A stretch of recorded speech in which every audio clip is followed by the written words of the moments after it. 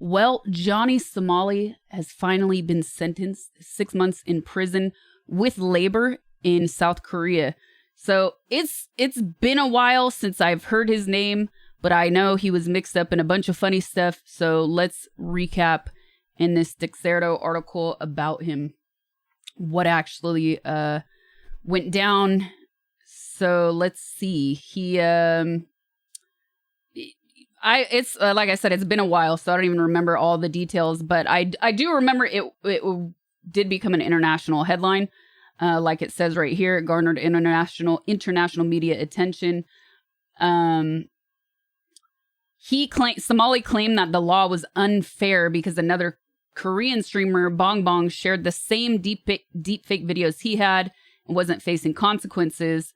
The prosecution had actually recommended 3 years in prison with hard labor. But his mother filed a petition asking for leniency. Let's see. There's a YouTuber named Legal Mindset who's documented the trial since the beginning. Somali was found guilty on all charges, including the deepfakes, which come with the biggest penalty, and the legal content creator has also called for Somali to receive a longer sentence. He will have to go to a specialized labor prison where his phone will be confiscated and he will receive offender status.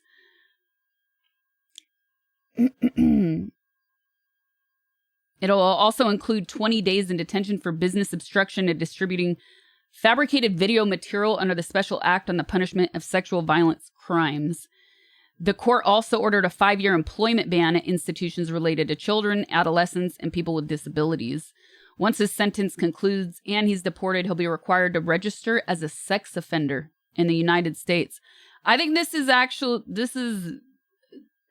I'm actually curious how many people are going to be reporting on this, that it reported on the initial issue. And I feel like that's going to be very few people when it comes to actual media. I feel like streamer culture will cover this, and has already began covering it. But apparently he repeatedly committed these offenses against an unspecified number of victims in order to profit from his YouTube broadcasts, and the degree to which he disregarded the rule of law is severe, as he broadcasted situations while committing crimes, the judge told the court. Time will tell.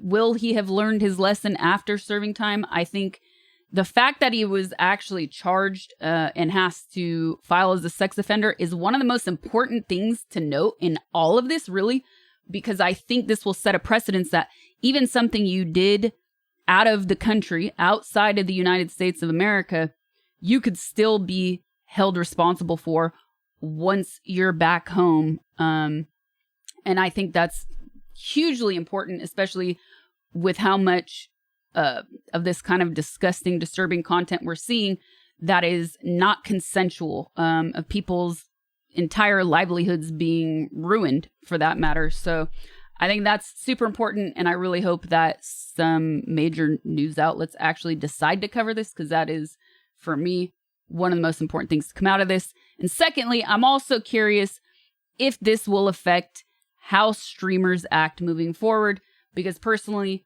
I have seen the shift in response to people watching streamers out in the real world doing outdoor streams, which we call IRL.